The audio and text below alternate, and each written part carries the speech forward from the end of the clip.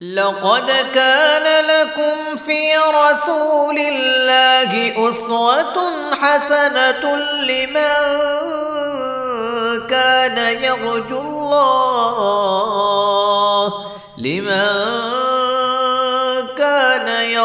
الله واليوم الآخر وذكر الله كثيرا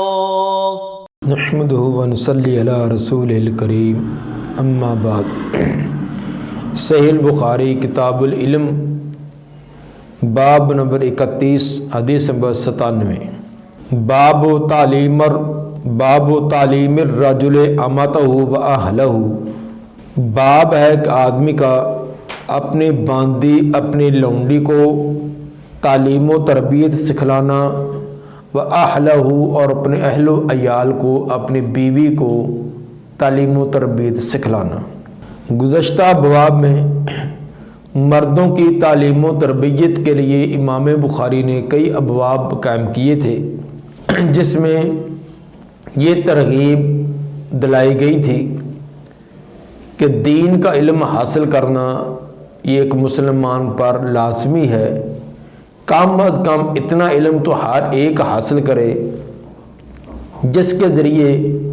وہ اسلامی تعلیمات کی روشنی کے اندر اپنی زندگی گزار سکے۔ جیسے مردوں کے لیے لازمی ہے، اسی طرح یہ تعلیم عورتوں کے لیے بھی لازمی ہے۔ اس باب کے اندر امام بخاری رحمہ اللہ نے اسی چیز کو ثابت کیا ہے۔ حدیث نمبر 97 ہے کہ قال اخبرنا محمد بن سلام۔ محمد بن سلام سمراد بیکندی ہیں۔ اخبرنا المحاربی، محاربی سے مراد عبد الرحمن بن محمد بن زیاد ہیں۔ قال حدثنا صالح بن حیان۔ صالح بن حیان ان کا پورا نام صالح بن مسلم بن حیان ہے، یعنی صالح کا اپنا نام اور ان کے باپ کا نام ایک ہی ہے، صالح ہی ہے، اور ان کے دادا کا نام مسلم اور پردادا کا نام حیان ہے۔ تو یہاں صالح بن حیان کے اندر جو حیان کی نسبت ہے، یہ حیان صالح کا باپ نہیں بلکہ ان کا پردادا ہے۔ تو اہل عرب ایسے عام استعمال ان کے ہاں یہ ہے کہ اباء و اجداد کے اندر جو زیادہ مشہور و معروف ہو اس کی طرف نسبت کر دی جاتی ہے۔ قال عامر بن شعبی، صالح بن حیان کہتے ہیں کہ عامر شعبی نے فرمایا کہ حدثنی ابی بردہ عن ابی ہے، مجھے ابو بردہ نے بیان کیا، اور ابو بردہ اپنے باپ سے بیان کرتے ہیں۔ عن ابی سے مراد ابو موسیٰ اشعری رضی اللہ تعالی عنہ ہے، جس طرح کہ کتاب العتق حدیث نمبر 2544 کے اندر اس کی صراحت ہے۔ قال رسول اللہ صلی اللہ علیہ وسلم ثلاثۃ لہم اجران۔ رسول اللہ صلی اللہ علیہ وسلم نے فرمایا ثلاثۃ لہم اجران، 3 قسم کے آدمی ہیں، ان کے لیے ڈبل اجر ہے، دوہرا اجر ہے۔ ثلاثۃ اس کی تمیز محذوف ہے، عبارت بنے گی ثلاثۃ رجال، 3 قسم کے لوگ ہیں، 3 قسم کے انسان ہیں۔ لہم اجران، ان کے لیے 2 اجر ہیں، ایک نیکی کرنے پر ان کو ڈبل اجر ہے۔ رجل من اہل الکتاب آمن بنبیہ و آمن بمحمد،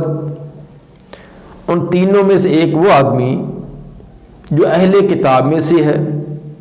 اہل کتاب سے مراد یہود و نصارہ ان میں سے کوئی ہے۔ آمن بنبیہ، وہ اپنے نبی پر بھی ایمان لایا، اپنے نبی کی تعلیمات کو تسلیم کیا۔ وآمن بمحمد، اور پھر حضرت محمد صلی اللہ علیہ وآلہ وسلم پر بھی ایمان لایا۔ ایسا آدمی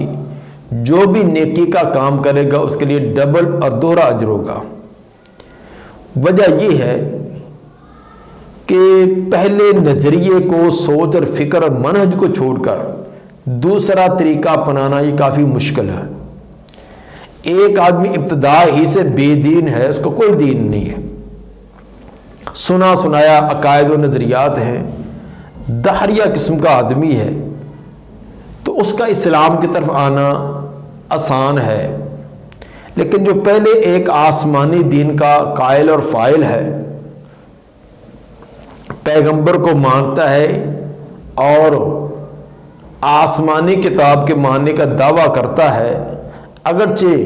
ان کتابوں کا اندر تحریف ہو چکی ہے لیکن وہ تو تحریف تسلیم نہیں کرتا، وہ تو یہی عقیدہ رکھتا ہے کہ جس پیغمبر کو میں مانتا ہوں، جس کتاب کو میں مانتا ہوں، یہ بالکل برحق اور سچ ہے اور کامیابی کا یہ ذریعہ ہے۔ پھر اس کو چھوڑ کر نبی صلی اللہ علیہ وآلہ وسلم کی تعلیمات کو تسلیم کر لینا یہ باقی لوگوں کی بنسبت مشکل اور دشوار ہے، اس لیے اس کے ہر عمل پر، ہر نیکی پر ڈبل اجر کی بشارت ہے۔ دوسرا آدمی جس کو ڈبل اجر کی بشارت ہے، والعبد المملوک، کسی کا مملوک غلام۔ عبد غلام کو کہتے ہیں، ویسے تو تمام کے تمام اللہ کے عبد ہیں، اللہ کے بندے ہیں، تو فرق کرنے کے لیے آگے مملوک کی صفت لگائی گئی کہ عبد ایسا ہو جو کسی کی ملکیت میں ہے، کسی کے ملک میں ہے۔ اذا ادى حق اللہ و حق موالی، حق اللہ و حق موالی ہے، جب ادا کرے اللہ کا حق اور اپنے مالک کا حق، وہ مملوک غلام جو اللہ کے بھی پورے حقوق ادا کرتا ہے، اپنے مالک کے بھی حقوق ادا کرتا ہے، حقوق اللہ بھی اور حقوق العباد بھی، دونوں کو پورا ادا کرتا ہے، تو اس کے بھی جو نیک اور صالح اعمال کرے گا اس میں ڈبل اجر و ثواب۔ تیسرا آدمی ورجل کانت عنده امۃ، وہ آدمی کہ جس کے پاس لونڈی باندھی ہے، فأدبها فأحسن تأدیبها، اس نے اس کو ادب سکھلایا اور بہترین عمدہ ترین ادب سکھلایا، اپنی لونڈی اور باندھی کو بہترین ادب سکھلایا۔ وعلمها فأحسن تعلیمها، اور اس کو علم سکھلایا اور علم بھی بہت اچھا اور عمدہ سکھلایا۔ ثم اعتقها فتزوجها، پھر اس کو آزاد کر دیا اور آزاد کرنے کے بعد اسے نکاح کر لیا۔ فَلَهُ اجران، تو اس کے لیے بھی ڈبل اجر ہے۔ لونڈی یا باندھی کہ غیر مسلموں سے جنگ ہو تو جنگ کے دوران جو ان کے مرد اور عورتیں گرفتار ہو جاتے ہیں، مردوں کو غلام اور عورتوں کو لونڈیاں اور باندیاں کہا جاتا ہے۔ جب کمانڈر جب تقسیم کر دے وہ غلام اور لونڈیوں کو، تو جس کے حق میں، جس مجاہد کے حق میں وہ آئیں گی تو وہ ان کی باندیاں ہوں گی اور وہ بغیر نکاح کیے ہوئے اس سے ازدواجی تعلقات بھی قائم کر سکتا ہے، اور گھر کے اندر جتنے بھی عورتوں والے دیگر کام کاج ہوتی ہیں وہ بھی کریں گی، اور ان کی کوئی ملکیت ان عورتوں کی ثابت نہ ہوگی، وہ صرف روٹی کپڑے پر کھانے پینی ضروریات ان کو ملتی رہیں گی، باقی وہ اپنے مالک کے تابع ہوں گی۔ ایسی باندیاں تو ویسے ہی اپنے مالک کے تابع ہوتی ہیں، گھریلو تمام کام بھی کریں، اپنے ازدواجی تعلقات بھی قائم کریں، لیکن اس کے باوجود اس آدمی نے اس کے ساتھ عمدہ سلوک کیا، اس کی دینی تعلیم و تربیت کا اہتمام کیا، پھر اس کو آزاد کیا، آزاد کرنے کے بعد نکاح کر کے ایک آزاد عورت کے انداز میں اس کو بیوی بنا کر رکھا، یہ اس کی ایک بہت بڑی نیکی ہے، بہت بڑی ایک انسانی خیر خواہی ہے، اس لیے اس کو بھی ڈبل اجر ملے گا۔ اس کے اندر امام بخاری رحمہ اللہ نے باب کے اندر جو ثابت کی ہے وہ ہے کہ باندی اور لونڈی کو تعلیم دینا، وَأَهْلَهُ، اور اپنے اہل کو بھی دینا، حالانکہ حدیث کے اندر اہل کا تذکرہ نہیں ہے۔ یہ ہے امام بخاری رحمہ اللہ کی دقیق نظر کہ احادیث سے کس طرح استدلال کر لیتے ہیں۔ استدلال ان کا یہ ہے، جب لونڈی کی تعلیم دینے کی ترغیب ہے تو آزاد عورت تو بالاولا حقدار ہے اس کی تعلیم و تربیت کی جائے۔ جب آزاد عورت زیادہ حقدار ہے تو مرد بالاولا زیادہ حقدار ہیں۔ اس سے امام بخاری ایک بات ثابت کرنا چاہتے ہیں کہ جیسے مردوں کی تعلیم و تربیت کا اہتمام ہوتا ہے، ایسے عورتوں کی تعلیم و تربیت کا بھی اہتمام ہونا چاہیے۔ جو لوگ طالبات کی بچیوں کی تعلیم و تربیت سے بڑا نالا ہوتے ہیں، خود ان کو ایسے مواقع میسر نہ آئے، خود اس کی بیوی ان پڑھ جاہل اس کے متھے میں لگی ہے، اپنی اولاد کی تعلیم نہیں کر سکا، تو اب ایسے فتاوے چھوڑتا ہے کہ عورتوں کی تعلیم کی کیا ضرورت ہے۔ کبھی یہ ایشو کرے گا کہ عورت تو ایک دن کا سفر اکیلے نہیں کر سکتی، تو مدارس کے اندر وہاں ہفتہ مہینے اور کئی مہینے اور کئی سال وہاں وہ رہتی ہیں، یہ کہاں کا جواز ہے؟ اصل کے اندر ایسے لوگوں کو دین کے ساتھ ایک چڑ ہے، دین کے ساتھ ایک حسد اور بغض ہے، تو وہ نکالنے کا کوئی نہ کوئی ہیلا سوچتے ہیں۔ وہی لوگ جو ایسے فتوے جڑتے ہیں، سناتے ہیں کہ بچیوں کے دینی مدارس کا کوئی ثبوت نہیں، کہ بچیاں وہاں اکیلی رہیں، ہفتے وہاں رہیں، مہینے رہیں، بغیر کسی سرپرست کے، بغیر کسی ولی کے، تو ان کی بیٹیاں دنیاوی تعلیم حاصل نہیں کرتی؟ اگر سکول میں، کالج میں وہ جا سکتی ہیں، وہاں تعلیم حاصل کر سکتی ہیں، وہاں 6 گھنٹے اور 8 گھنٹے رہ سکتی ہیں، تو اگر مدارس کے اندر چار دیواری کے اندر تمام قسم کے تحفظات ہیں، کسی مرد کو وہاں جھانکنے کی بھی اجازت نہیں ہے، تمام اندر محفوظ انتظام ہیں، اور عورتیں ان کی تعلیم کا انتظام کر رہی ہیں، اور ان کی دینی تعلیم کے ساتھ بہترین تربیت بھی ہے، تاکہ معاشرے کی اصلاح کے لیے جیسے مردوں کا ایک حصہ ہوتا ہے، اس طرح عورتوں کا بھی ایک بہت بڑا حصہ ہوتا ہے۔ سب سے پہلی بنیاد بچے کی تربیت کی تو ماں کی گود ہی ہوتی ہے۔ اگر ماں کی اپنی تعلیم، دینی تعلیم و تربیت ہوگی تو یقیناً بچے کی بھی ہوگی۔ اس لیے جیسے مرد یہ حقدار ہے، اس طرح عورتیں بھی۔ امام بخاری رحمہ اللہ یہ ثابت کرنا چاہتے ہیں کہ دینی تعلیم باندیوں اور لونڈیوں کو دینے کی آپ نے ترغیب دلائی، تو جو آزاد ہو تو بالاولا اس کے حقدار ان کو تعلیم دی جائے۔ یہ روایت امام بخاری اس کے علاوہ 6 مرتبہ اور جگہ بھی لائی ہیں، اور ان سے مختلف احکام اور مسائل ثابت کیے ہیں۔ اس جگہ وہ تیسری چیز اس سے کہ وَرَجُلٌ كَانَتْ عِنْدُهُ أَمَةٌ فَأَدَّبَهَا فَأَحْسَنَ تَأْدِيبَهَا، اس سے مسئلہ ثابت کیا ہے۔ اس کے اندر 3 قسم کے لوگوں کا کہا کہ ثلاثۃ لہم اجران، 3 قسم کے لوگوں کے لیے ڈبل اجر ہے۔ یہ 3 کا مطلب یہ صرف 3 کا در بند ہی نہیں ہے، بلکہ اس کے علاوہ اور بھی افراد ایسے ثابت ہیں جن کے لیے ڈبل اجر کی بشارت ہے۔ اصل کے اندر نبی صلی اللہ علیہ وآلہ وسلم کا ایک تعلیم و تربیت کا انداز اور اسلوب یہ تھا کہ آپ حاضرین کو دیکھتے، ان کو دیکھ کر ان کے مطابق بات کرتے، انسان کے اعتبار سے، زمان اور مکان کے اعتبار سے۔ اگر لوگ جن 3 کا تذکرہ کیا ہے، ان تینوں میں سے کسی ایک کو یا 2 یا 3 قسم کے لوگ ہیں تو ان کو یہ ترغیب دلائی، ایک موقع پر ان تینوں کی ترغیب دلانا مقصود تھا، اس وقت ان کا تذکرہ کیا، اور دوسرے موقع پر دوسروں کا بھی تذکرہ کیا۔ تو آپ کا طریقہ یہ تھا کہ کم عدد کا چھوٹے عدد کا ذکر کرتے، کیونکہ چھوٹے عدد کا ذکر کیا جائے کہ 3 ہے تو ہر ایک کوشش کرے گا اس کے اندر حصہ لینے کی۔ جیسے آپ نے یہ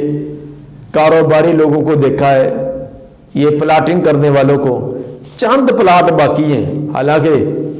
آدھے سے زیادہ پڑے ہوتے ہیں، بینر لے کر لگایا تھا چند دکانیں اور چند پلاٹ باقی ہیں، محدود داخلہ ہے، چند نشستیں باقی ہیں، حالانکہ ہوتی ہے وہ سینکڑوں کے اعتبار سے، تاکہ ہر ایک کو جلدی کرے گا اول وقت کے اندر میں اس کا ایڈمیشن بھی کروا لوں یا اپنی وہ چیز کا خریدار بھی بن جاؤں۔ تو نبی صلی اللہ علیہ وسلم تھوڑی تعداد بیان کرتے کہ تھوڑی تعداد کو یاد کرنا بھی آسان ہے اور اس کے اندر ترغیب بھی زیادہ ہوتی ہے۔ اس کے علاوہ جیسے کہ آپ نے عرش کا سایہ پانے والوں کا تذکرہ کیا کہ ان کی تعداد 7 بیان کی ہے، لیکن دوسری جگہ روایات میں ان 7 سے علاوہ اور بھی ہیں جو قیامت کے دن اللہ کے عرش کا سایہ پانے والے، ان کی تعداد زیادہ بھی ہے۔ اسی طرح منافق کی 3 علامتیں بیان کی، اللہ کے منافق کی علامتیں تو اور بھی ہیں، اور بھی کہ ایک علامتیں منافق کی، لیکن آپ نے حدیث کا 3 بیان کی ہے۔ اسی طرح دوہرا اجر پانے والے، جس طرح ان 3 قسم کے افراد کا تذکرہ ہے، اس کے علاوہ اور کا بھی ہے۔ مثلا سورہ احزاب کے آیت نمبر 31 میں تو ازواج مطہرات کے بارے میں بھی فرمایا، قرآن نے فرمایا کہ تمہیں ہر کام کا ڈبل اجر ملے گا، ڈبل اجر دیا جائے گا۔ اور اسی طرح صحیح بخاری کے حدیث میں 4937 میں آپ نے فرمایا کہ جو قرآن پڑھتا ہے، قرآن پڑھنا اس کے لیے دشوار ہوتا ہے، زبان اٹکتی ہے، اس کو بھی ڈبل اجر ہے، دوہرا اجر ہے۔ اسی طرح صحیح بخاری کے حدیث نمبر 1466 میں قریبی رشتہ دار، اس کا تعاون کرنا، اس مالی تعاون کرنا، اس کے لیے ڈبل اجر کا کہا کہ اس کی غربت بھی دور کرنی اور قرابت بھی اس میں ہوتی ہے۔ اسی طرح حدیث نمبر صحیح بخاری کا حدیث نمبر 7355 میں قاضی اور حاکم کے بارے میں فرمایا کہ جو پورے انصاف سے حق اور سچ بات کا فیصلہ کرتا ہے، اگر درستگی کو پہنچ جائے تو اس کو ڈبل اجر ہے، اگر غلطی ہو جائے تو پھر سنگل اجر پھر بھی ہے۔ تو مطلب یہ ہے کہ ڈبل اجر والے اور بھی کچھ افراد بیان کیے ہیں، تو یہ 3 کے اندر تعداد محدود نہیں ہے۔ تو ایک موقع پر آپ نے یہ بیان کیا ہے، دوسرے موقع پر یا کبھی دوسرے اور الگ مجلس اور نشست کے اندر اور کبھی تذکرہ کیا۔ اس کے آخر میں امام عامر شابی کا بھی ایک قول امام بخاری نے درج کیا ہے، ثم قال عامر اعطینا کہا بغیر شیئن۔ عامر شابی اپنے شاگرد صالح بن حیان کو کہہ رہے ہیں کہ یہ اعطینا کہا بغیر شیئن، یہ ہم نے حدیث آپ کو مفت میں دے دی ہے۔ قد کان یرکب فیما دونہا الی المدینہ، تحقیق سواری کی جاتی تھی، سفر کیا جاتا تھا اس سے چھوٹی روایت کے لیے بھی مدینہ تک، کہ یہ روایت ہم نے آپ کو مفت میں فری میں دی ہے۔ ایک ترغیب شاگرد کو دلانے کے لیے، یہ کوئی احسان جتلانا نہیں ہے بلکہ ترغیب دلانا، کہ پکڑ بھی یہ تو میں نے آپ کو فری میں سنا دی ہے۔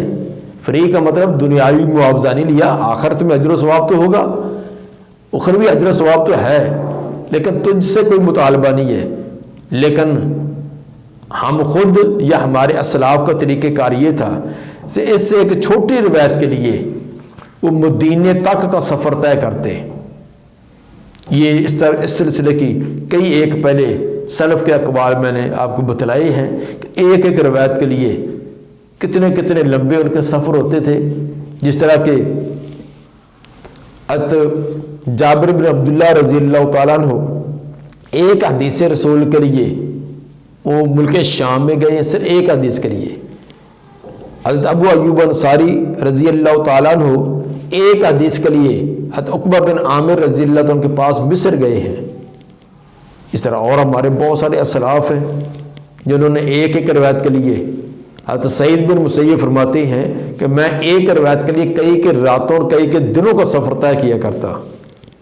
اور یہی عامر شابی رحم اللہ وہ فرماتے ہیں کہ میں کوفہ سے مکہ کی طرف صرف 3 حدیثوں کے لیے 3 حدیثوں کے لیے کوفہ سے مکہ کی طرف میں نے سفر کیا۔ تو بہرحال مقصد یہ تھا کہ کسی کو بیٹھے بٹھائے گھر کے اندر کوئی دینی تعلیمات حاصل ہو رہی ہیں تو اس کے یہ اللہ کا شکریہ ادا کرنا چاہیے۔ یہ اللہ تعالیٰ نے بڑی نوازش کی ہے کہ بیٹھے بٹھائے اس کو گھر میں آج موبائل کے ذریعے، اسی طرح لیپ ٹاپ کے ذریعے اور نیٹ کے ذریعے آپ گھر میں بیٹھے ہوئے اپنے فارغ ٹائم کے اندر کتنی معلومات جمع کر سکتے ہیں،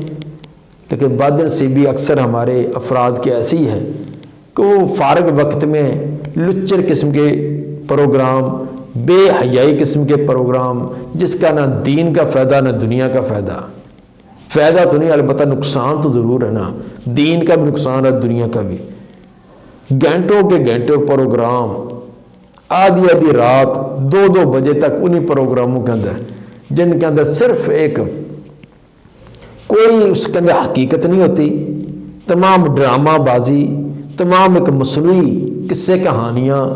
اور مصنوعی قسم کے پروگرام، ان کو دیکھنے میں اتنے مشغول، لیکن دین کے بارے میں